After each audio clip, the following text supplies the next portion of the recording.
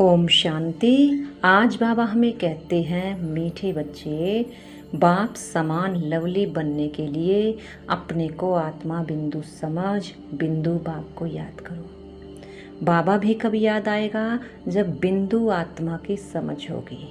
अगर बिंदु की समझ नहीं होगी तो बाप की भी समझ नहीं होगी, और उसका वर्षा भी हमें तभी मिलेगा जब बिंदु बनकर बाबा को याद करेंगे, वर्षे को याद करेंगे। आज बाबा ये हमें पहेली सुलझाने को देते हैं कि आत्मा बिंदु समझो फिर याद करो।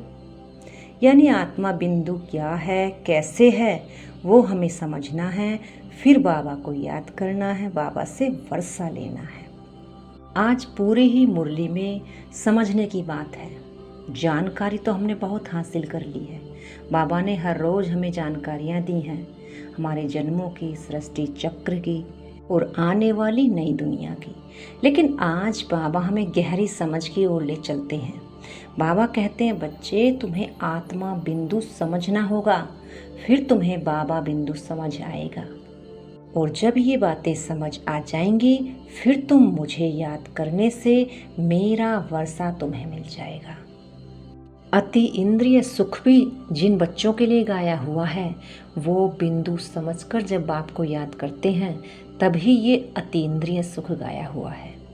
जो बिंदु नहीं समझते, उनके लिए अति इंद्रिय सुख भी समझ नहीं आएगा, कहने मात्र हो जाएगा। क्योंकि समझना माना उस चीज का अनुभवी बन जाना।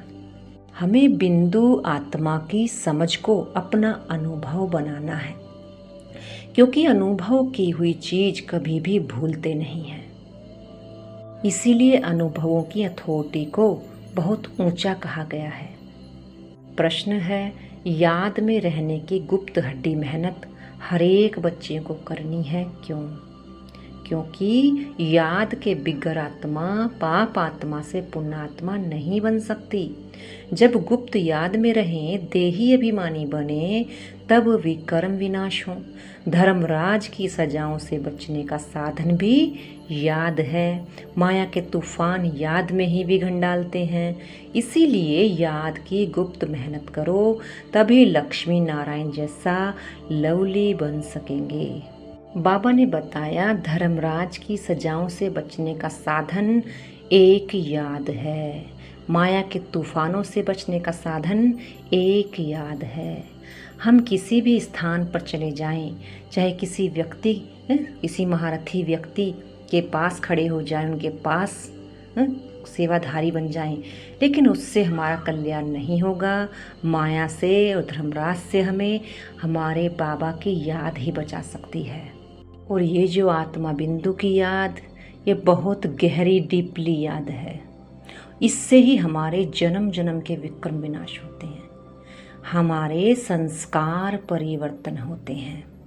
संस्कार कभी भी खत्म नहीं होते हैं, संस्कार परिवर्तन होते हैं, बदली हो जाते हैं। क्योंकि दोनों ही संस्कार, आदि के संस्कार और अंत के संस्कार, मध्य के संस्कार, ये तीनों ही संस्कार हमारे नेचुरल बन जाता है। जब जैसा समय आता है, उसी अनुसार हमारी आत्मा नेचुरल उसी संस्कार में ढलना शुरू हो जाती है।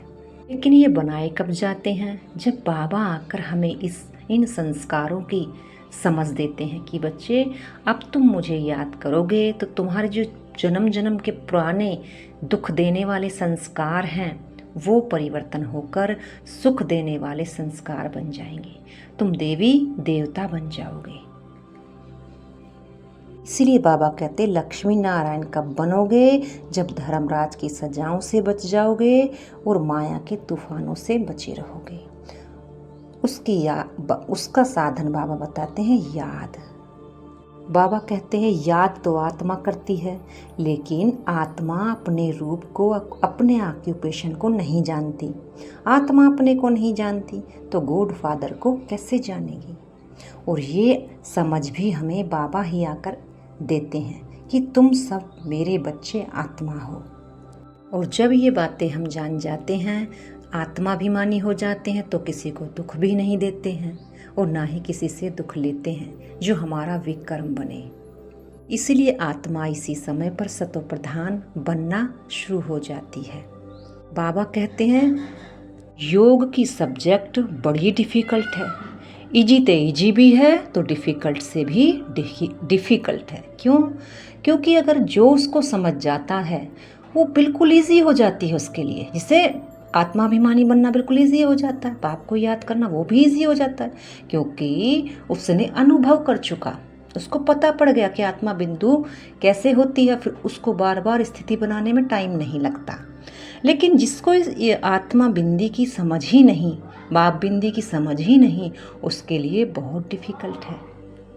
बाबा कहते भल साइंस आदि कितना सीख चुके हैं, मून तक चले जाते हैं, लेकिन जब अपनी समझ नहीं, बाप की समझ नहीं, तो फिर ऐसी साइंस का समझने का क्या फ़ायदा।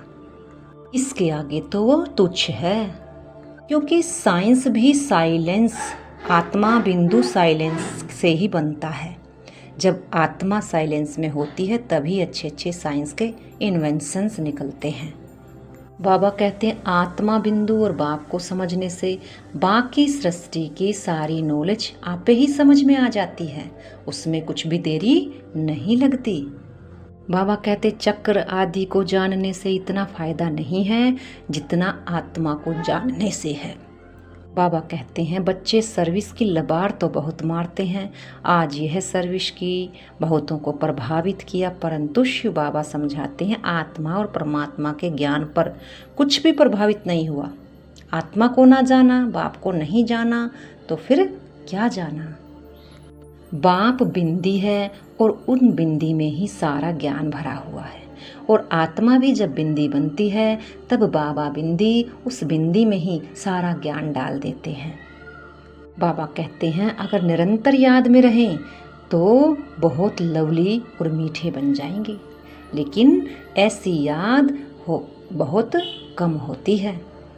कोई भी आदत को पक्का करने के लिए, मैं आत्मा बिंदी हूँ, इसको भी पक्का करने के लिए अभ्यास आवश्यक है। बार बार अपने से यही बातें करो, मैं आत्मा बिंदु हूँ, मेरा बाप भी बिंदु है। ऐसे ऐसे करने से ये अभ्यास आपका इतना पक्का हो जाएगा कि आपको बिंदु की भी समझ आ जाएगी और बाप की भी समझ आ जाएगी।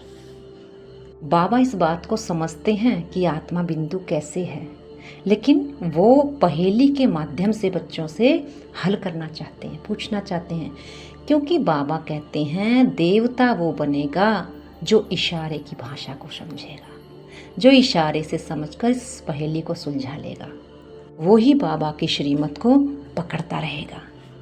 बाबा कहते हैं अपने को मियाँ मिट्ठू समझते हैं, परंतु योग है नहीं, इसीलिए धर्मराज की सजाएं खाते रहते हैं।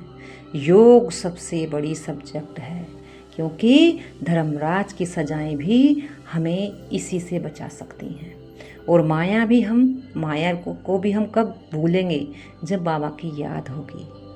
बाबा ने आज सभी को कह दिया कि अपने को मियाँ मिट्ठू समझते हैं कि हमें बहुत कुछ आता है, लेकिन जितनी याद बाबा हमसे मांगते हैं उतनी याद बाबा ने बता दिया बहुत बहुत कम है। अगर उतनी याद होती तो बच्चे तुम लवली बन जाते, तुम्हारे संस्कार परिवर्तन हो जाते। गीता में भी बाप ने वरदान दिया है, कौन सा महामंत्र दिया है, मन मना भाओ, अपने मन को सब तरफ से मनाकर एक मुझ में लगाओ।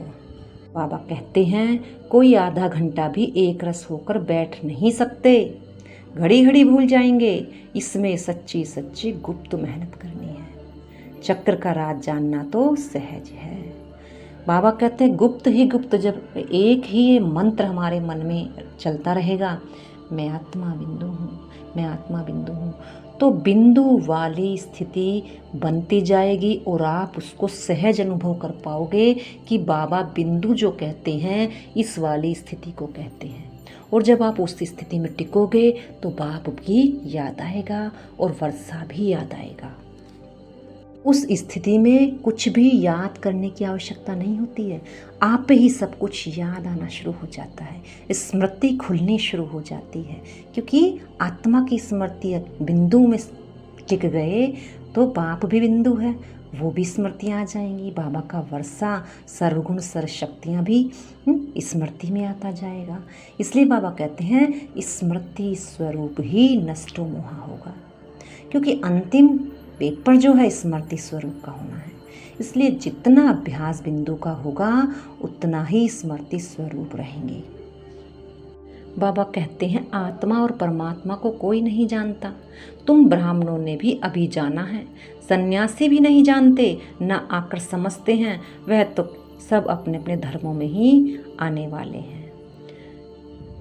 बाबा कहते हैं किसी ने तो कह दिया आत्मा हजारों सूर्यों से तेजोमय है, लेकिन बाबा आकर हमें क्या परिचय देते हैं, बच्चों जैसे तुम आत्मा बिंदी हो वैसे मैं भी बिंदु हूँ।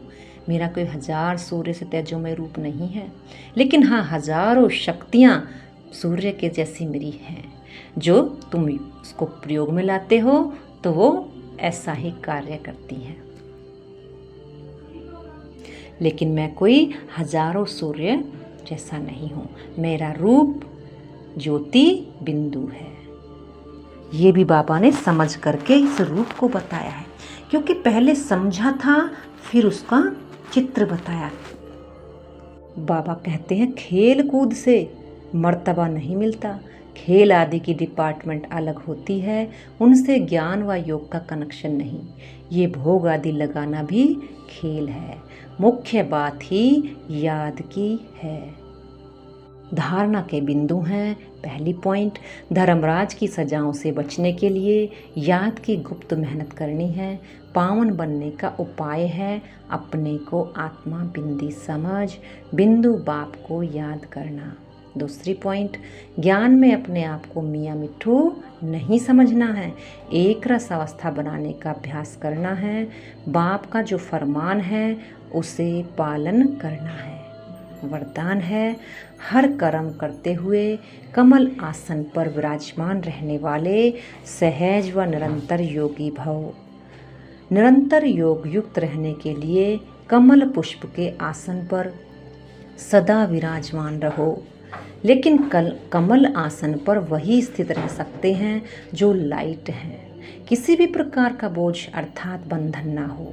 मन के संकल्पों का बोझ, संस्कारों का बोझ, दुनिया के विनाशी चीज़ों की आकर्षण का बोझ, लौकिक संबंधियों की ममता का बोझ। जब ये सब बोझ खत्म होंगे तब कमल आसन पर विराजमान निरंतर योगी बन सकेंगे। स्लोगन है, सहनशीलता का गुण धारण कर लो तो असत्यता का सहारा नहीं लेना पड़ेगा। अच्छा, ओम शांति।